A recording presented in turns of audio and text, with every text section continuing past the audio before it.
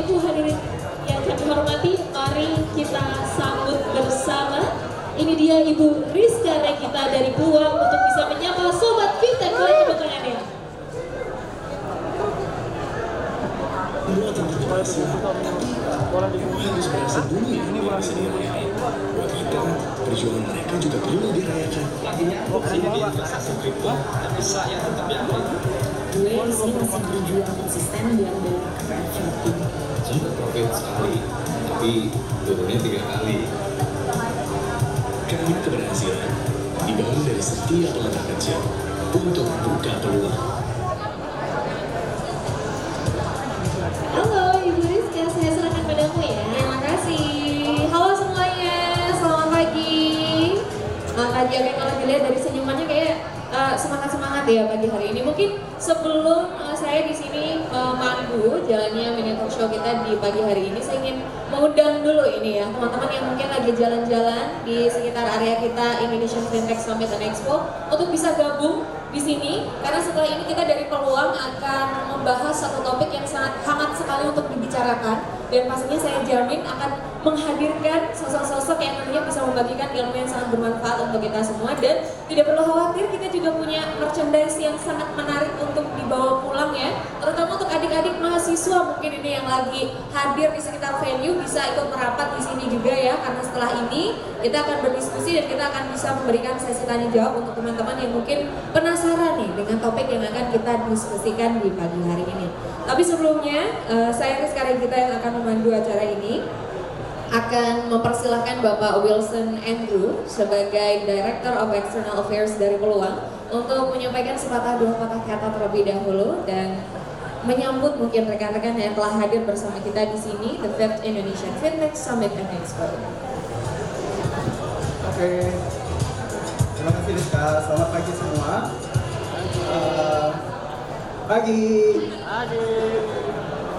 Oke, senang sekali bisa berada di sini ya. Mungkin untuk teman-teman juga yang masih ada di Expo bisa mulai duduk ke sini.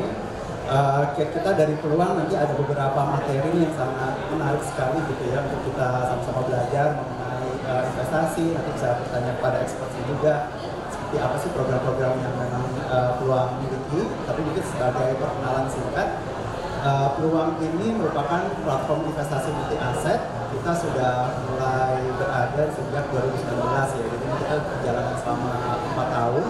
Dalam perjalanannya kita juga sudah memiliki lebih dari 10 juta pengguna terdaftar yang ada di seluruh Indonesia. Jadi menggambarkan betapa pesatnya perkembangan fintech seperti yang teman-teman juga mungkin sudah dengar di sesi-sesi kemarin dan juga hari ini.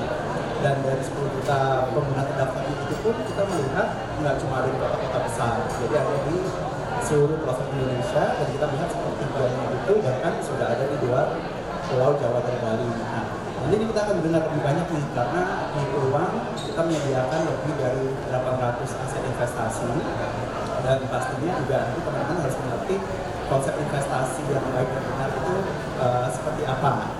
Dan kami juga nanti mendapatkan banyak juga pertanyaan-pertanyaan ya dari teman-teman mengenai apa itu investasi, produk-produk seperti apa. Dan ya, saya berharap teman-teman juga bisa menikmati acara yang kami berlangsung. Mungkin seperti itu ya Rizka ya. Terima kasih Bapak Wilson Andrew.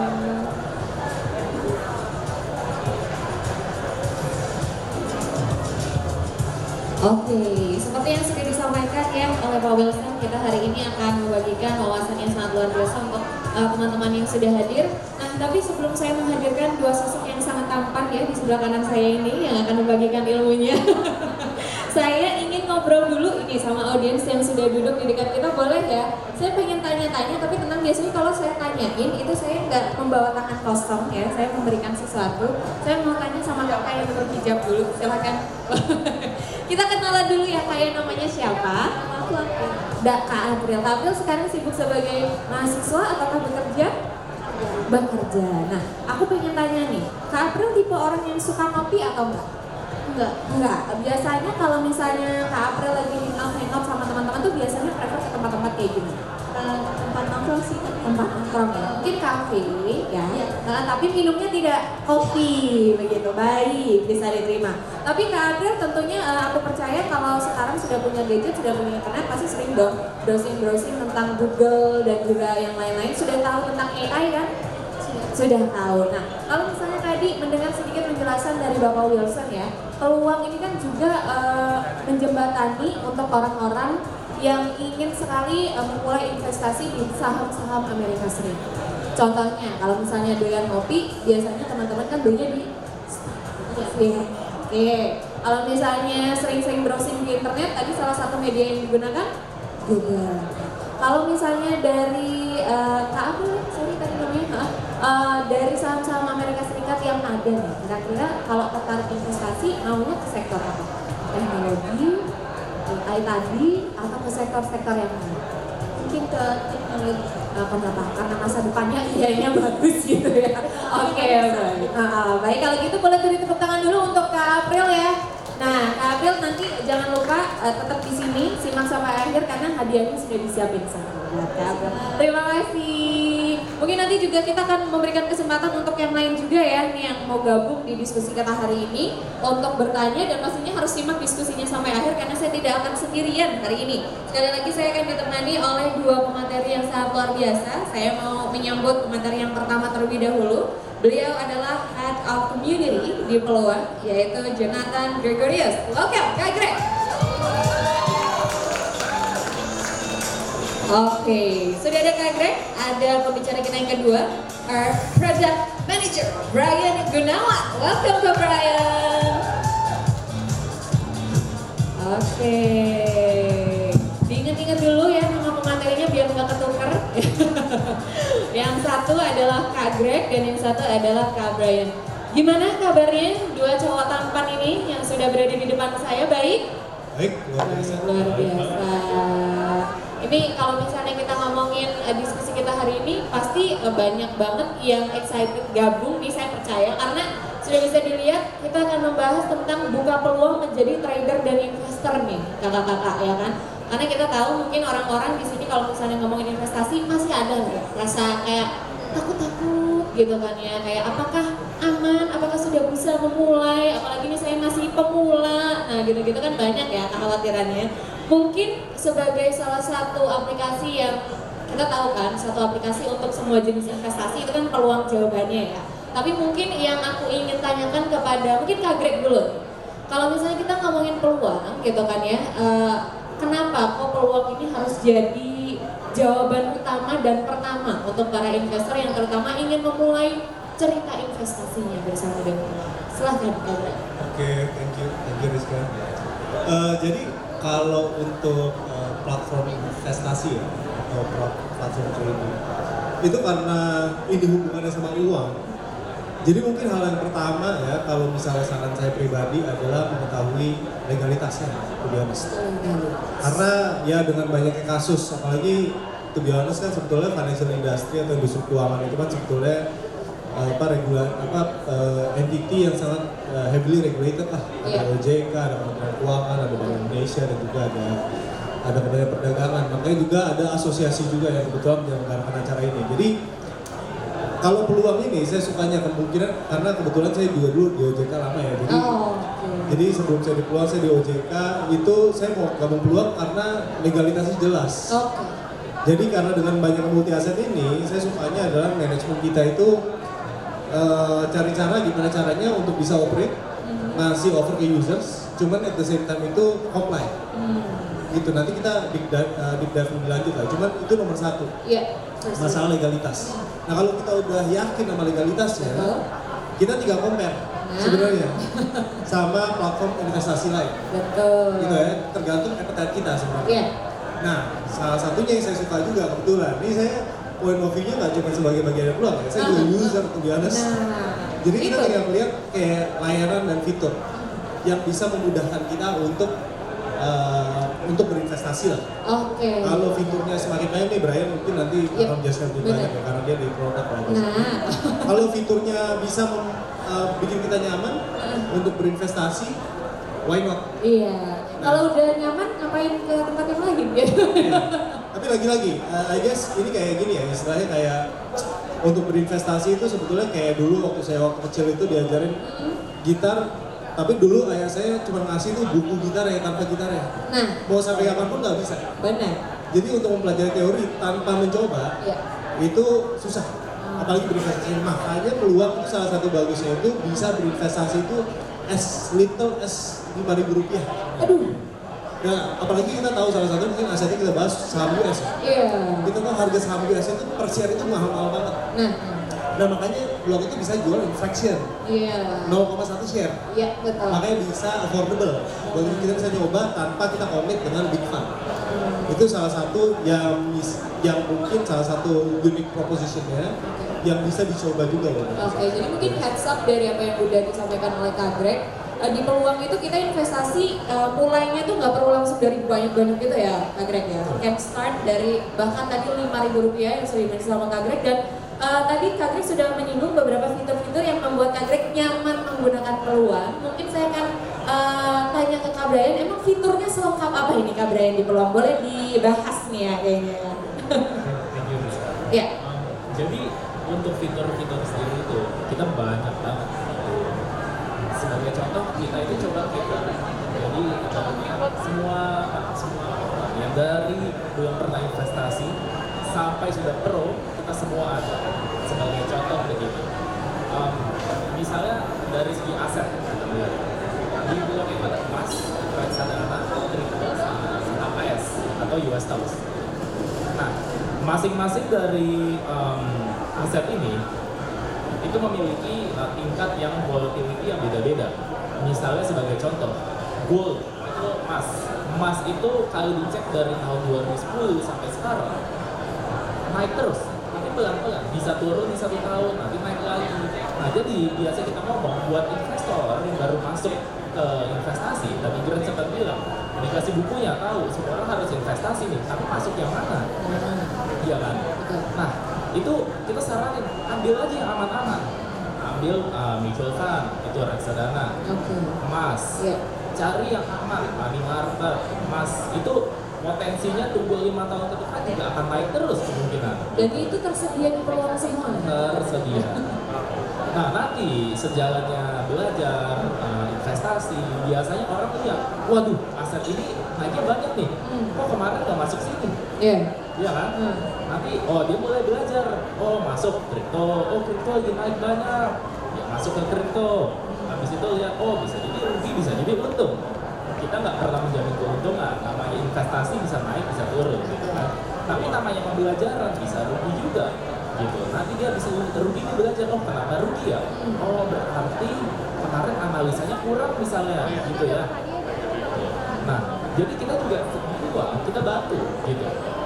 Kita bantu customer kita itu analisa, masuk nih yang mana?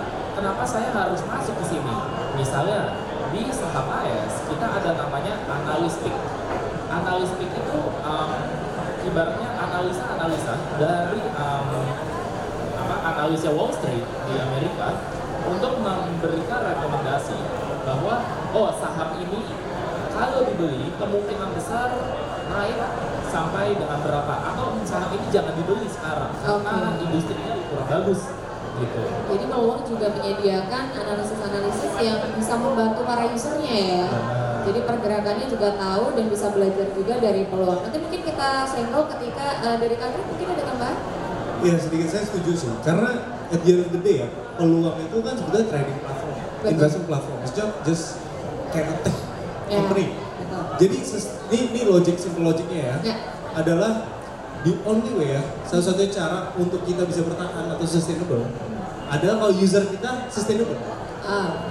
Kalau user kita, jadi kita punya learning for the past 2-3 tahun, kita punya learning gini, ini hipotesis kita yang sangat kuat lah. User kita itu nggak akan sustainable kalau mereka nggak profitable. Jadi kita cuma fokusnya satu nih sekarang. Tadi kayak yang Brian bilang.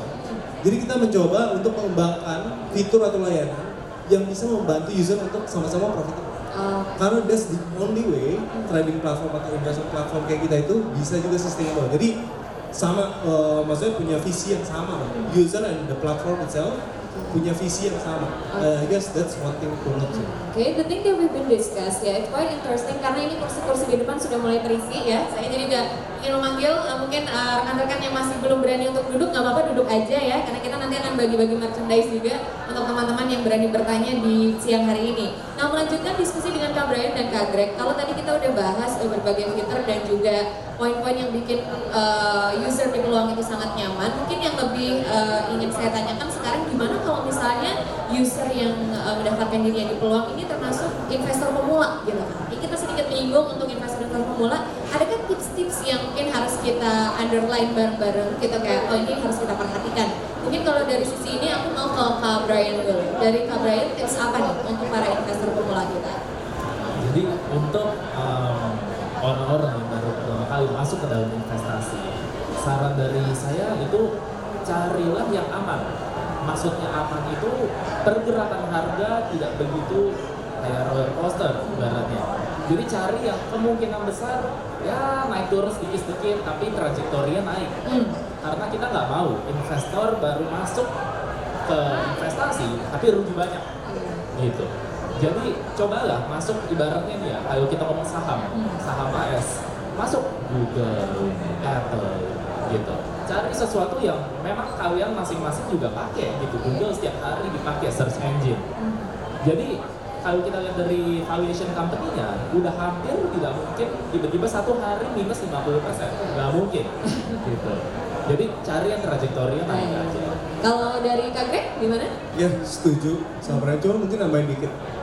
Jadi kalau saya ini mungkin saya sharing sebagai saya as fellow investor lah ya, fellow trader, bukan a part of Peluang. Karena ini sebetulnya karena sharing pengalaman, mungkin ya, mungkin. Tapi mungkin saya believe juga di sini ada mungkin yang lebih lama juga gitu. Ada dua katanya ya, kata Warren Buffett, ada dua hal yang paling penting dimiliki oleh seorang investor atau trader. Yang pertama itu adalah money management, yang kedua itu risk management. Nah, money management itu adalah skill yang dibutuhkan untuk tahu alokasi dari dana yang kita miliki dalam investasi ataupun dalam saving ataupun apapun. Karena misalnya kita punya 100%, berapa yang kita harus allocate di saving atau banking products, saving, deposit atau apapun, berapa yang kita allocate di investing. Investing sendiri itu ada berapa persen yang kita perlu allocate di high risk asset, tadi yang mungkin di-mention oleh Brian. Dan juga mana yang kira-kira yang less volatile. Nah itu sebetulnya tiap orang beda-beda. Karena the first step itu untuk memahami risk appetite kita apa sih. Itu sebetulnya satu ini keluar konteks dikit ya, satu industri yang menurut saya di Indonesia itu masih ada ruang untuk di-tap ya sebagai player startup ya. Untuk memahami KYC atau risk appetite tiap-tiap user before they start investing. Karena kalau misalnya mereka mencoba untuk risk appetite sudah rendah, misalnya tapi mereka langsung masuk ke crypto misalnya yang highly volatile, mungkin mereka kapok, nggak akan lagi mereka trade. Mungkin pengalaman pertama itu is what matters lah, the future. Pengalaman pertamanya udah roller coaster gitu. Exactly. Jadi memahami risknya sendiri. Nah, ketika memahami risknya sendiri, baru kita memahami risk management yang perlu kita implement di dalam berinvestasi. Nah, investing sama trading itu by definition menurut saya pribadi berbeda. Karena tapi nggak ada pakem ya, maksudnya nggak ada definisi yang memang dari buku kayak gini tadi. Cuman investing is something, the question itu ya. Kalau investing kita tanya apa yang kira-kira 5 tahun lagi, for example, secara long term bisa nge-grow wealth kita. Nah, kalau trading itu sebetulnya mencoba untuk make money dari dagang. Trading kan dagang. Jadi kita mencoba untuk make money in short term dari buy and sell. Itu risk management-nya juga berbeda. Mungkin kita, kalau saya pribadi ya, trading itu butuh skill yang lebih besar, yang lebih tinggi lah. Artinya butuh tahu trading plan, risk management. Mungkin at some level butuh yang pemahaman tentang technical analysis. Perlu waktu juga untuk berlatih ya kalau misalnya untuk training gitu ya. Nah, Kak Brian, aku yang sedikit melirik screen kita yang di belakang ya, bisa ke slide sebelumnya. Nah, ini kan kita udah ngasih tahu kalau misalnya kita punya 4 nih ya, kayak emas digital, reksadana, indeks dan saham AS dan kripto.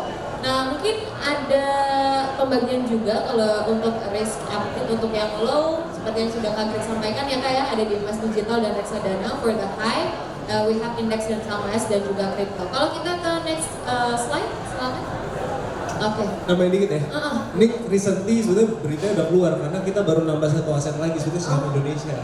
Kita baru akuisisi, cuman kita belum, karena tadi yang saya bilang kita kan pengennya comply with regulator ya.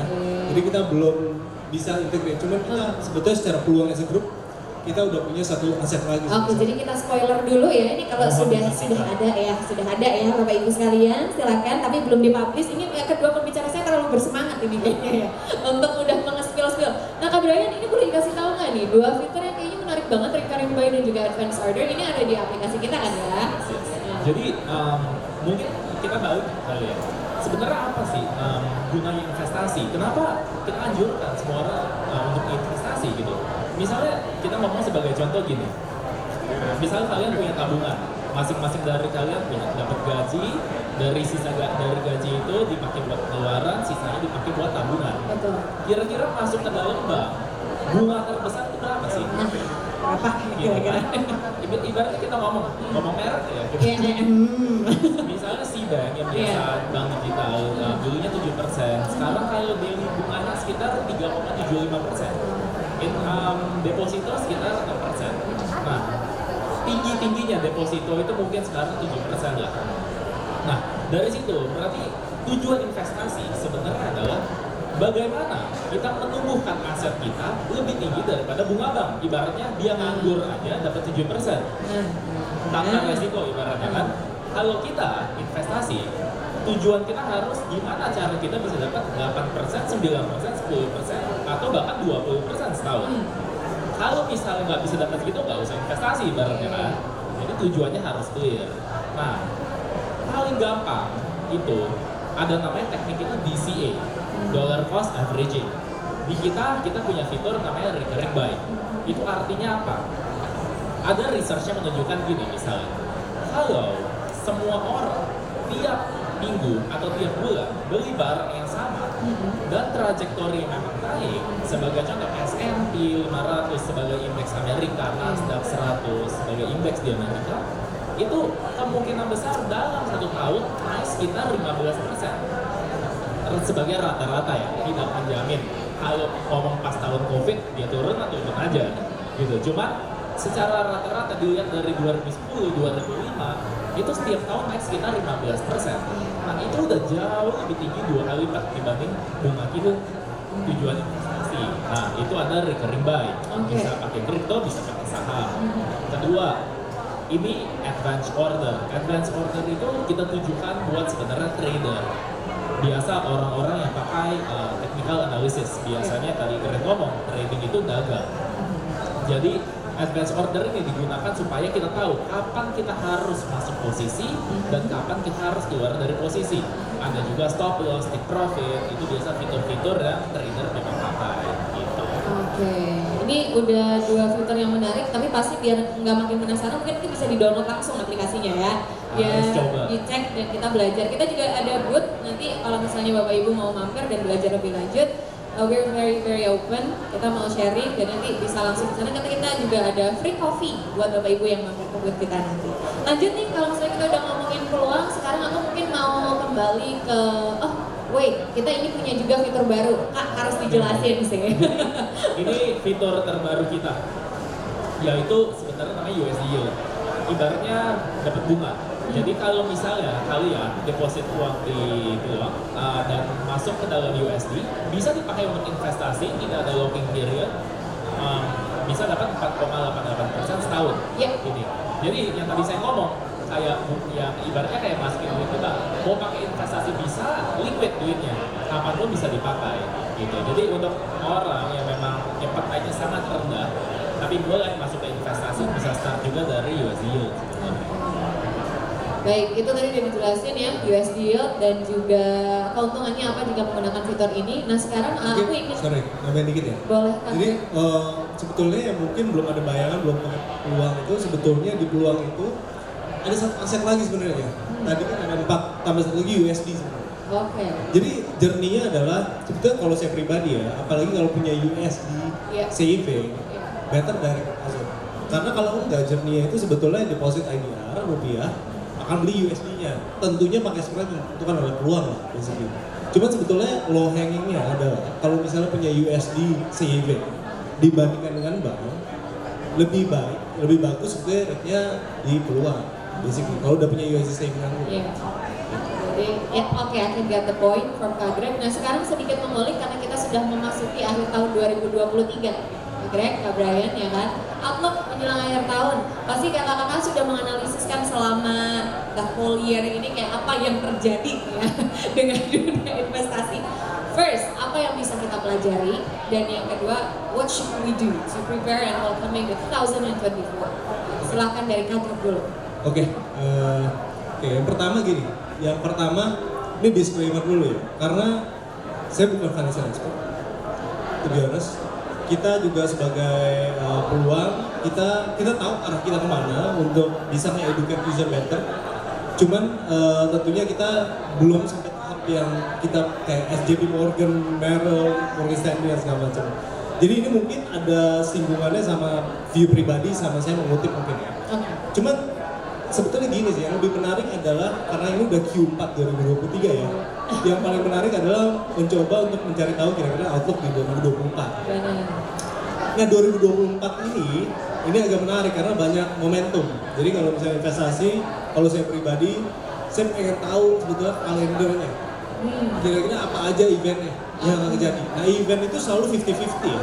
It's never always good, never always bad. Tergantung outcome-nya sebenarnya. Oh, I see. Nah, kalau kita specifically ngomongin instrumen yang ada di kita, yang paling volatile itu US stock dan crypto, itu beda-beda momentumnya. Cuman yang paling sering kita perhatikan adalah dinamika dari inflasi yang ada di US.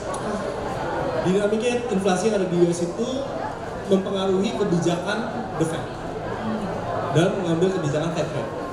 Nah, Fed rate itu, jadi gini, kalau misalnya kita melihat saham US, kita melihat dulu makro perspektif. Yang kedua kita melihat industri perspektif, yang ketiga baru micro perspektif.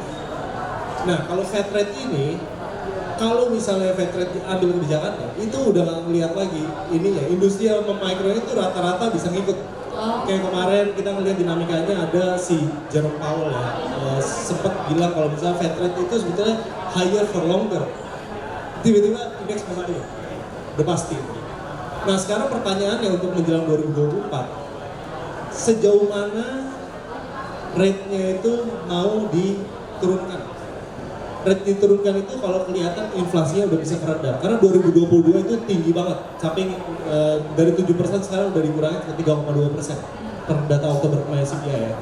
Sebetulnya menurut saya yang paling dinamika yang paling besar itu. Nah yang kedua yang patut diperhatikan adalah karena US market itu sebetulnya kan dia pasar global. Jadi dia mitra dagangnya itu udah kemana-mana.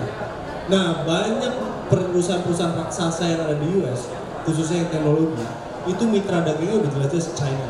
Itu udah very obvious. Nah China sama US ini sekarang lagi dagangnya ya, orang bilang perang dagang lah. Cuman kita ngeliat dinamika ini seru untuk dilihat karena ini mempengaruhi micro level, to be honest. Nah yang ketiga, kondisi perang yang ada di dunia. Kenapa? Karena mempengaruhi supply chain, to be honest. Karena kalau misalnya perang ini kita nggak bisa redam atau suatu saat nanti ada perang lagi ya, dulu 2022 atau tahun 2021 Rusia Ukraine, sekarang Israel Palestina. Nah itu tuh sangat berdampak lah ke kondisi makro, to be honest. Karena mempengaruhi energy prices segala macam. Nah CPI itu adalah satu indikator untuk inflasi. CPI itu apa sih? Consumer Price Index. Itu apa sih? Itu gabungan dari semua sektor lah, basically prices. Consumer sector, healthcare, energy, dan semuanya. Dan itu setiap bulan itu selalu ada rilis data. Jadi kalau misalnya saya sarankan kalau misalnya investasi appetite di US stock, itu selalu lihat kalender yang ada di US. Kapan CPI-nya itu rilis, kapan itu Fed itu kira-kira Jerome Powell itu ngomong, ya kan? Semua data itu penting ya, kapan earning dan segala macam itu penting. Itu penting banget, saya tambahin sedikit. Karena kita semua negara di dunia melihat Amerika sebagai ibaratnya panutan. Biasanya ketika US naikin interest rate, besoknya UK naikin interest rate, dan Eropa mana naikin interest rate juga. Jadi efeknya itu beruntun, domino gitu. Jadi penting banget untuk ngamatin kalian dari tadi grade bilang itu supaya kita tahu nih hari ini CPI naik banyak di luar ekspektasi, berarti turun ada inflasi tinggi. Besoknya lihat aja saham ini juga biasa turun. Gitu. Tapi satu yang ingin aku tanyakan Kak Brian, ada nggak sih di peluang tuh kayak mungkin fitur yang bisa kita gunakan untuk mengamati fenomena-fenomena atau berita-berita yang lagi penting dan harus kita perhatikan gitu tuh ada nggak sih Kak Brian? Ya. Ada ya? Oh oke. Jadi lengkap juga ya dari itu. Itu fiturnya ada di dalam aplikasinya Kak Brian? Iya, jadi kalau memang nanti teman-teman di sini udah daftar masuk ke dalam, kita ada News and Academy namanya. News itu kita kasih highlight news of the day yang memang berdampak kepada sektor-sektor keuangan dan juga sektor-sektor saham-saham ini gitu.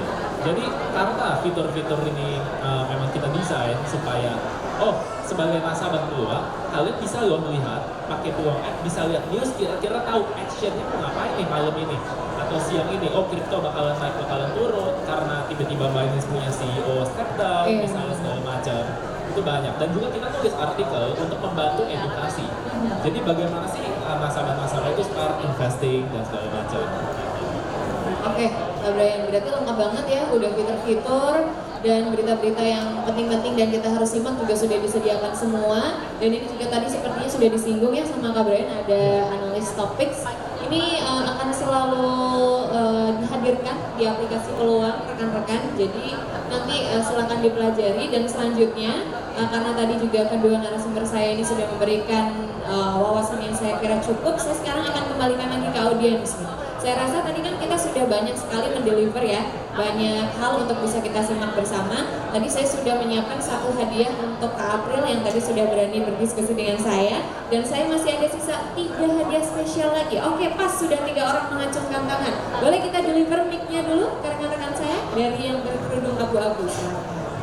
Kita kenalan dulu, namanya siapa? Halo, selamat siang. Saya Rahma. Mbak aku? Dua-duanya? Oke, boleh silakan pertanyaannya bareng.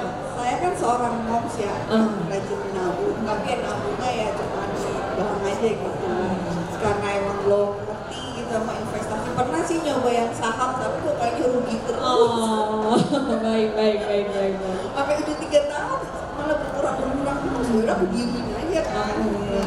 Yang cocok untuk moms itu investasi jangka panjang itu apa gitu, tapi jangan sampai rugi banget dan untungnya itu yang biasa-biasa aja. Baik, kita kasih pertanyaan dari Mbak Rama. Silakan boleh dijawab dari Kak Greg atau Kak Brian dulu.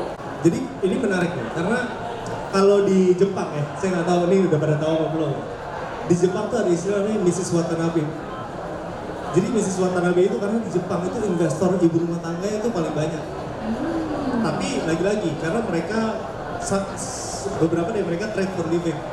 Jadi benar-benar appetite-nya itu memang yang untuk trade karena mereka punya banyak waktu untuk melihat situasi market, untuk melihat, untuk mempelajari analisis. Nah, sebetulnya stereotypical saya ngerasa pribadi karena dulu, kebiasaan saya dulu kerja di OJK, kita juga punya riset lah untuk melihat kira-kira trading behavior dari setiap profesi.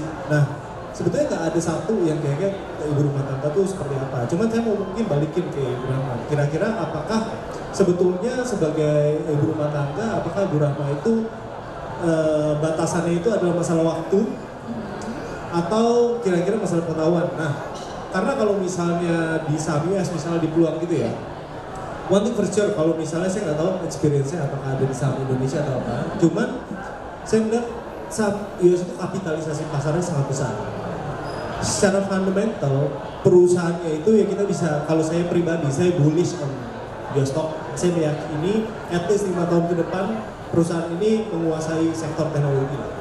Dan makanya saya pikir kalau misalnya appetite-nya itu adalah for the long term, sebenarnya yang tadi pakai recurring buy aja sebetulnya udah cukup. That's what I do lah. Jadi misalnya kita select ya, di S&P 500 itu mungkin perusahaan lima raksasanya apa sih? Google, Microsoft, Meta, di situ Amazon. Nah, kalau misalnya saya pribadi, kalau saya keterbatasan saya adalah waktu, saya akan menggunakan fitur recurring buy on this biggest 5 capitalized stocks. Jadi karena saya yakin secara long term outlooknya bagus. Iya. Itu kalau misalnya keterbatasan saya waktu. Iya. Kalau keterbatasan saya masalah tadi skill atau pengetahuan atau saya nggak ngerti misalnya kayak kalau misalnya news ada bilang tuh kira-kira efeknya kayak gimana segala macam. Nah di peluang itu tadi ada fitur namanya analytics. Nah ini mungkin tadi saya jelasin sedikit ya. Jadi karena peluang as a platform itu tidak mengambil posisi house views, jadi kita ada semacam sumber data dari analisa Wall Street. Nah sekarang pertanyaannya apa sih yang mereka lakukan sampai mereka punya target price? Nah logiknya kayak gini. Jadi analis Wall Street itu mereka itu nge-cover atau melakukan riset terhadap beberapa stok yang mereka perhatikan. Misalnya Meta atau Facebook. Jadi mereka akan sangat berdekatan sama investor relationnya Meta biasanya. Untuk apa? Untuk bisa project better, melakukan proyeksi dengan baik. Nah dalam ilmu finance proyeksi itu akan dievaluasi untuk bisa menghasilkan target price. Itu cara baca data dari analyst topics yang kita. Jadi ketika ada misalnya target price itu misalnya punya 30% upside, artinya berdasarkan proyeksi mereka, data yang mereka punya, sebenarnya saham ini tuh secara long term, bukan secara short term ya, tapi secara long term, karena kan ada perpetual value-nya lah kalau valuasi. Itu mempunyai upside, itu masih punya potensi naik sekitar 30%. Tapi lagi-lagi, ini based on valuasi metode mereka. Karena valuasi itu sangat itu kalau keterbatasannya masalah saya nggak ngerti nih kira-kira sampai mana sih harganya. Itu yang kita bantu. Tapi kalau tadi masalah waktu adalah masalahnya, saya akan suggest lihat perusahaan yang punya kapitalisasi yang besar, dan kalau saya pribadi saya akan melakukan DCA. Tapi saya nggak akan, ada beda trading sama investing. Itu masalah psikologi. Ada beberapa orang yang psikologinya nggak kuat. Kalau misalnya tiba-tiba ngeliat kok tiba-tiba turun. Mungkin itu ada pengalaman buruk ya loh.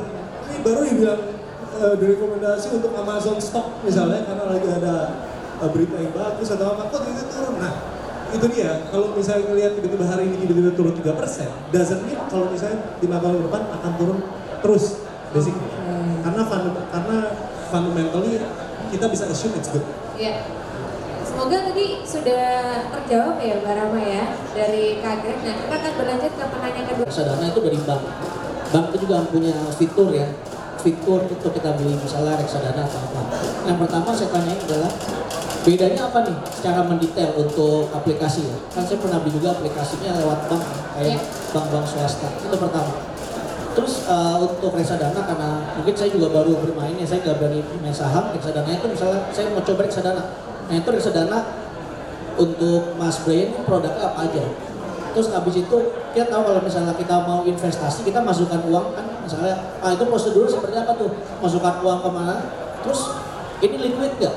Kalau misalnya reksadana, saya bisa langsung cepet cairin nggak? Soalnya misalnya saya karyawan swasta nih, saya butuh misalnya uangnya ya returnnya dibilang di atas bank misalnya 6%, 7%, itu bisa langsung cepet nggak? Nah itu sih, untuk liquidnya seperti apa. Terus untuk Mas Greg, kita tahu kalau memang Amerika kan ini udah fokusnya ini adalah saham-saham sana kita lihat ya, Amerika S&P atau apalah saya kurang ngerti ya. Nah kenapa harus Amerika, kenapa nggak main juga di Eropa? Nah itu kan juga sekarang mungkin orang-orang lihat bagus nih Eropa, pasarnya seperti apa. Terus satu lagi tadi dikasih bocoran ya mengenai kan juga main di Indonesia ya. Nah, itu mainnya di LQ45 blue chip atau seperti apa? Silahkan, mungkin dari Kak Brian dulu ya, saya silakan untuk menjawab. Jadi salah, reksadana itu bukan buatan masing-masing kayak kita membuat reksadana kita juga bekerja sama dengan bank. Yang mungkin harus diperhatikan adalah karena kita punya kerjasama dengan bank, biayanya kita bisa lebih rendah dibandingkan banknya sendiri. Gitu. Karena ya namanya perusahaan startup yang nanti kita membuat customer itu happy, investing journey-nya baik, profit juga tinggi. Gitu. Jadi kalau ditanya apakah ada perbedaan produk di antara bank, banking dan juga kita, jawabannya sama Pak kalau reksadana. Nah, masalah liquidity dan juga top up dan withdrawal ya tadi pembahasannya. Itu top up itu pasti masuk RDN sama. Itu peraturan dari OJK. Jadi semua top up harus dari rekening Bapak dicairkan ke rekening Bapak. Masalah top up-nya berapa?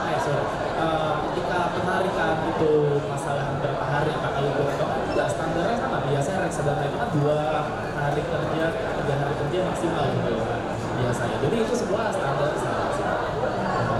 Cuma memang benefitnya di peluang adalah kalau dapat investasi di reksadana, duitnya bisa ditarik langsung dipakai buat investasi yang lain. Jadi keluar masuknya itu tidak perlu kayak masuk ke sana transfer lagi ke mana. Semuanya sudah bisa di satu aplikasi investasi semuanya. Gitu.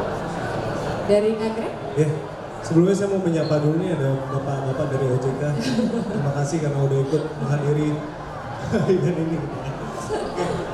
Jadi menarik Pak pertanyaannya. Jadi gini, jadi kalau misalnya antara kita sama pihak lain yang menjual reksadana, itu tuh license-nya sama di OJK. Kita bukan platformnya, cuma kita ada agen penjual. Jadi layaknya bank adalah agen penjual reksadana, layaknya mungkin ada kompetitor kita lainnya kayak teman-teman dari Bareksa sama Bibit sama kita, itu sama. Kita ada license upper. Nah, kalau upper, karena kita hanya menjual, kita nggak bisa, at least produk reksadana returnnya kita have no control over it. Kita nggak punya kontrol terhadap itu. Yang bisa kita pertanyakan ke tiap platform, yang mungkin tadi Brian juga udah bilang, sejauh mana revenue kita dapat dari jualan itu mau kita give up ke user, basically itu yang bisa di-compare sebenarnya. Tapi kalau misalnya money market fund-nya Sukor atau misalnya BNP Paribas punya fund itu kira-kira returnnya segitu, kita have no control karena mereka punya barang, kita bantu jualin, basically kayak gitu. Nah yang kedua, tadi masalah liquidity ya. Nah, saya tadi lupa sebenarnya mau mention satu hal. Dikit keluar dari reksadana ya. Kalau reksadana sama semua ininya. Tapi saya pribadi ngerasa kedepannya banyak yang bisa kita kembangkan. Kayak misalnya apakah mungkin instant redemption itu diimplement. Artinya kalau misalnya user itu jual sekarang, reksadana di redeem sekarang langsung bisa masuk.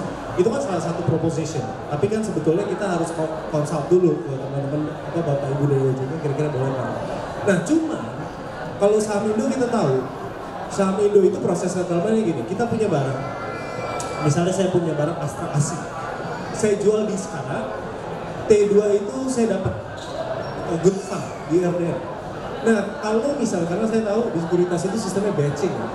Jadi kalau misalnya kita good fund-nya itu di atas jam 12, terus kita mau withdraw dari RDN ke beneficiary account, itu biasa batching-nya itu baru masuk good fund di beneficiary account T3.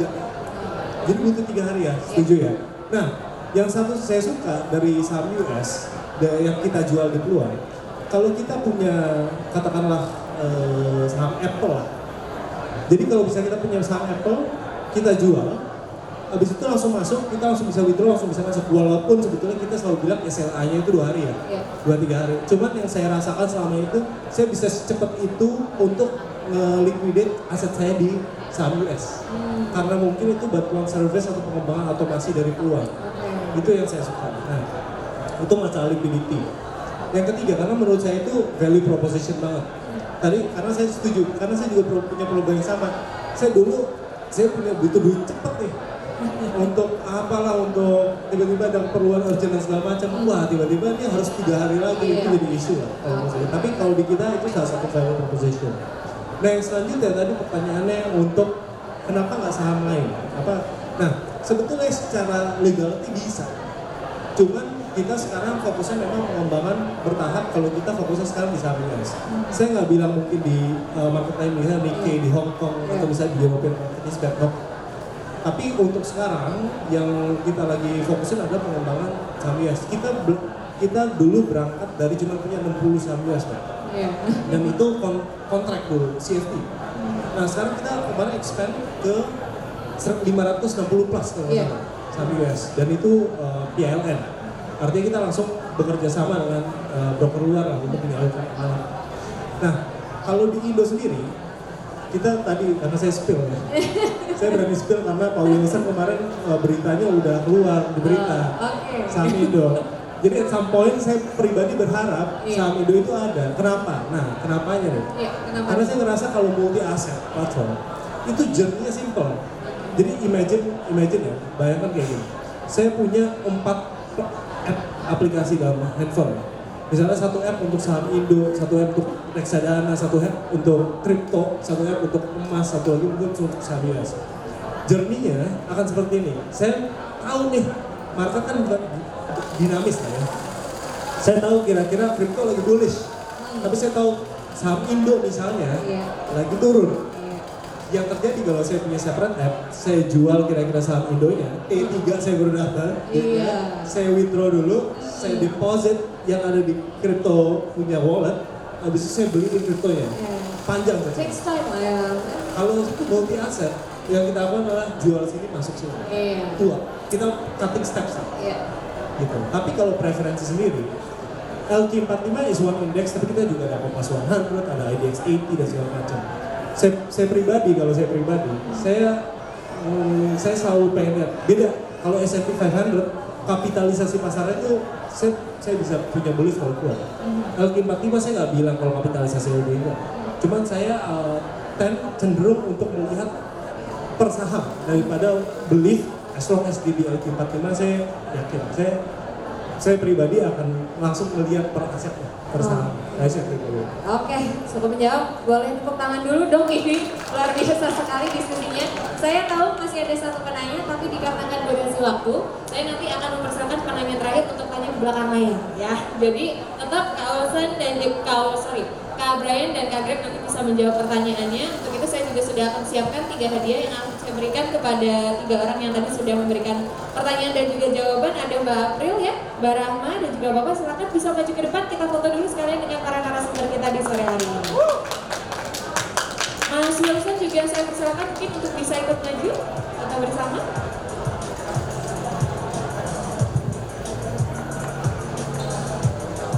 Ini ya, oke. Siap. Saya bantu hitung mundur. 3, 2, 1. Oke, boleh.